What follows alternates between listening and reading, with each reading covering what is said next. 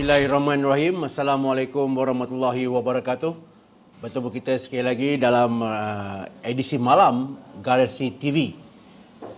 Baik tuan-tuan dan puan-puan, hari ini 3 hari bulan 6 2021. Seperti mana yang kita sedia maklum, saya ulang balik angka ataupun statistik terkini mengenai jangkitan penyakit coronavirus 2019 di Malaysia, sehingga kalau ikut statistik ini sehingga pukul 12 tengah hari tadi tuan-tuan dan puan-puan. Baik, kes yang sembuh setakat ini adalah sebanyak 7,049 kes, iaitu keseluruhannya 508,947 kes kumulatif ya. Manakala kes baru kini meningkat kepada 8,209 kes, iaitu kes import 64 kes yang terdiri daripada 56 warga negara dan 8 bukan warga negara. Baik, kes aktif adalah 83,331 kes, manakala kes yang memerlukan rawatan di unit rawatan rapi kini telah meningkat kepada 880 kes tuan-tuan dan puan-puan. Dan amat menyedihkan kerana kes kematian pada hari ini saja sudah meningkat kepada 103 kes, manakala kes yang memerlukan bantuan pernafasan 446 kes. Jumlah kluster adalah 2,261 kes, manakala jumlah kluster yang baru adalah 24 kes. Baik, dari segi pecahan tuan-tuan dan puan-puan, dan dari segi kematian pada hari ini melibatkan 26 kes di Selangor, 15 kes di wilayah Persekutuan Kuala Lumpur, 14 kes di Johor, masing-masing 8 kes di Sarawak dan Kelantan, 7 kes di Sabah,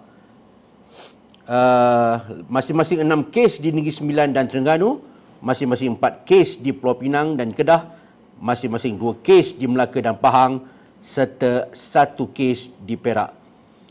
Baik, tuan-tuan dan puan-puan, hari ini kita nak bawa satu topik yang jarang kita tahu yang berkenaan dengan ataupun jarang kita dapat maklumat dalam penularan wabak ini, iaitu bagaimana wabak COVID-19 ini terdapat peningkatan kes kritikal dan kematian di kalangan kanak-kanak tuan-tuan bawah 5 tahun. Lebih kurang 2 jam tadi kita mendapat siaran berita tentang KKM telah menerima beberapa soalan mengenai statistik kes kematian dan kes kritikal di kalangan kanak-kanak, dan ini adalah jawapan yang diberikan. Baik tuan-tuan dan puan-puan, sila tumpukan pada fakta yang kita terima ini. Sebanyak 3 kes kematian COVID-19 yang melibatkan kanak-kanak bawah 5 tahun telah dilaporkan sepanjang tahun 2020. Kalau kita backtrack tahun 2020 hanya ada 3 kes. Tetapi bilangan yang sama telah direkodkan dalam tempoh yang lebih singkat tuan-tuan, iaitu 3 kematian dalam 5 bulan pertama pada tahun 2021.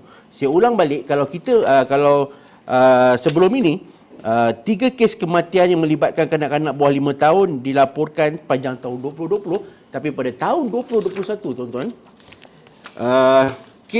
bilangan yang sama telah direkodkan dalam tempoh yang cukup singkat, iaitu 5 bulan pertama tahun 2021.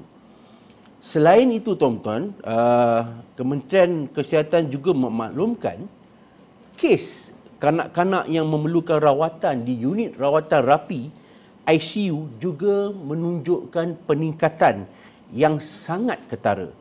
Pada tahun 2020 tuan-tuan dan puan-puan, jumlah keseluruhan kes pediatrik menerima rawatan di ICU adalah sebanyak 8 kes, di mana 6 daripadanya berumur di bawah 5 tahun. Manakala bagi tahun 2021 sehingga Mei sebanyak 27 kes memerlukan rawatan di ICU dan 19 kes daripadanya adalah kanak-kanak yang berumur di bawah 5 tahun.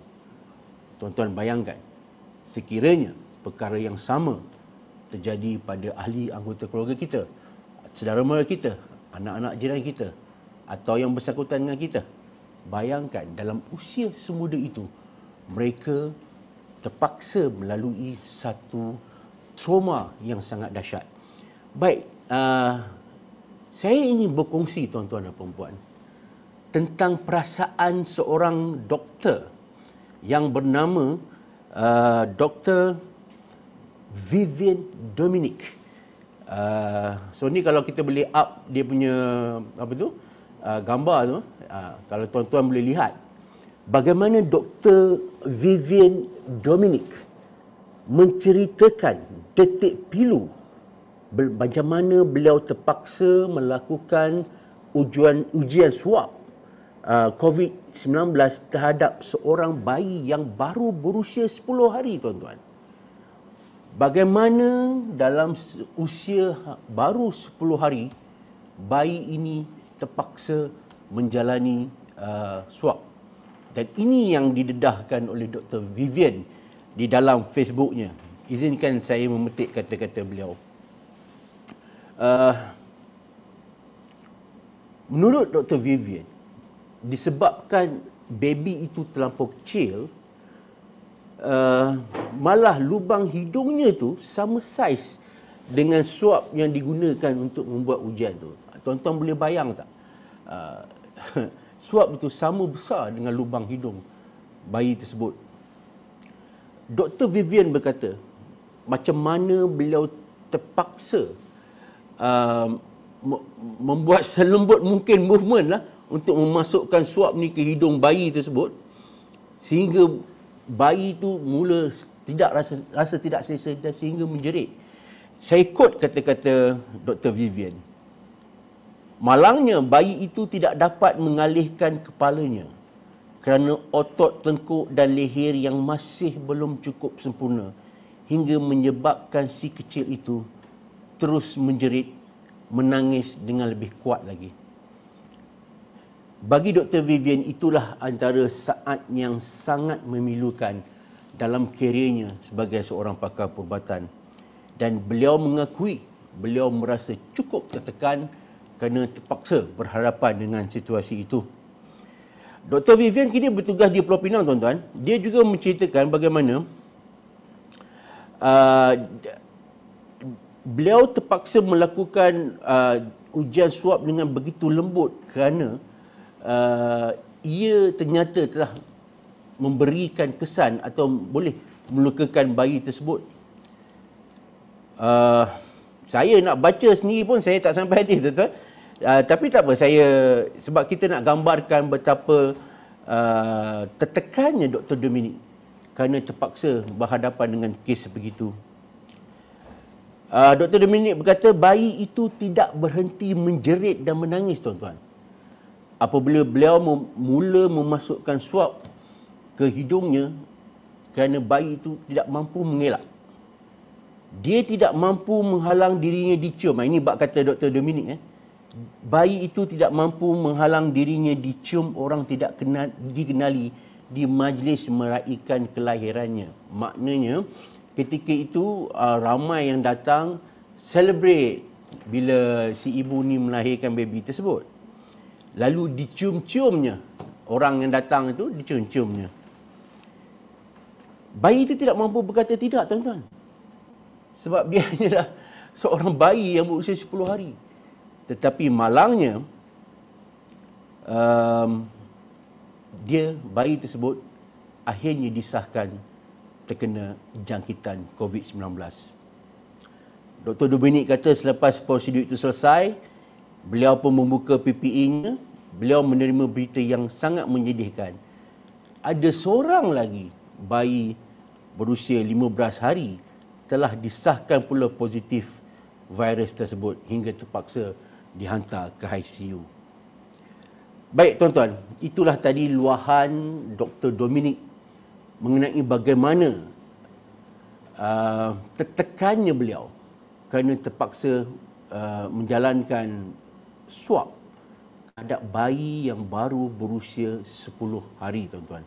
Baik, semalam Dr. Ketua Pengarah Kesihatan, Dr. Nur Hisham, tuan-tuan, telah menggesa ibu bapa supaya lebih proaktif untuk melindungi anak mereka daripada jangkitan. Ini kerana sistem imun golongan ini, tuan-tuan, sangat masih lemah dan mudah dijangkiti, dan mereka juga ni tidak layak mendapat vaksin. Itu yang jadi masalah. Jadi langkah terbaik yang ada adalah kalaulah anak si baby ini tak dapat, kita ni sebagai orang tua dia atau orang dewasa, lakukanlah apa yang terbaik untuk mengelakkan diri kita daripada dijangkiti dan menjangkiti orang lain. Tak kira lah apa vaksin pun, tuan-tuan. AstraZeneca ke, Pfizer ke, Sinovac ke, ambillah. Dan janganlah sekali-kali cuba untuk mengelak sekiranya diminta berbuat demikian. Kerana selain dapat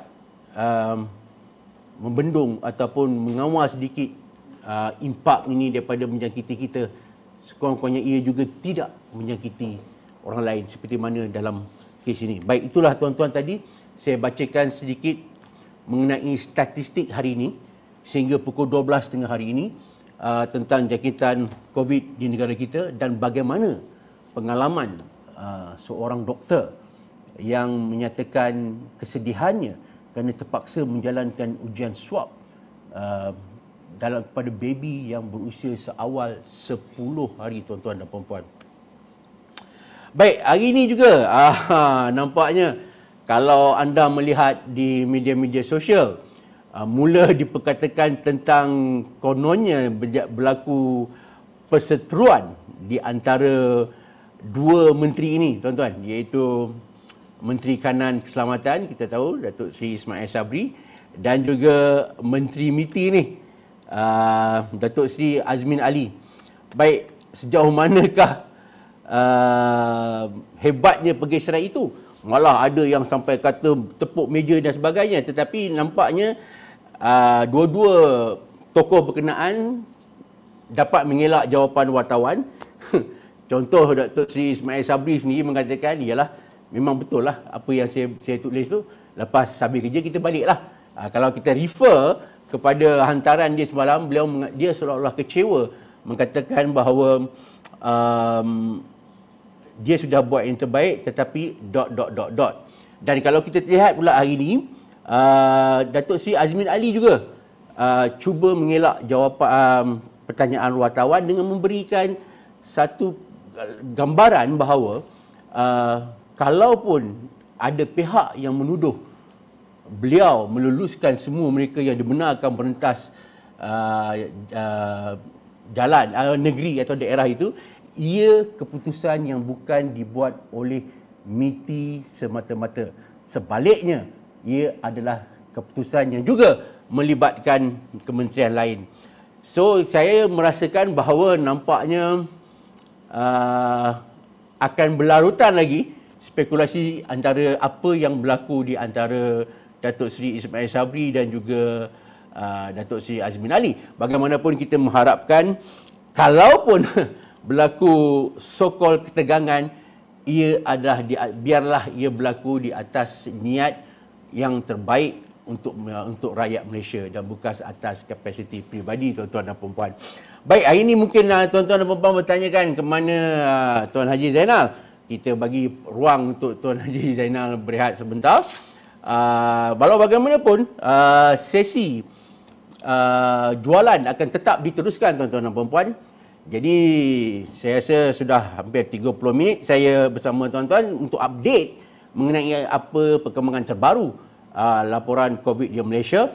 Saya rasa saudara di sana pun, di bahagian jualan kita pun telah bersedia. Baik tuan-tuan dan puan-puan, kita ada tawaran khas untuk anda. Jadi jangan lupa dapatkan barangan yang anda minati. Stay di Garasi TV. Sekian, wabillahi taufiq wa hidayah. Wassalamualaikum warahmatullahi wabarakatuh.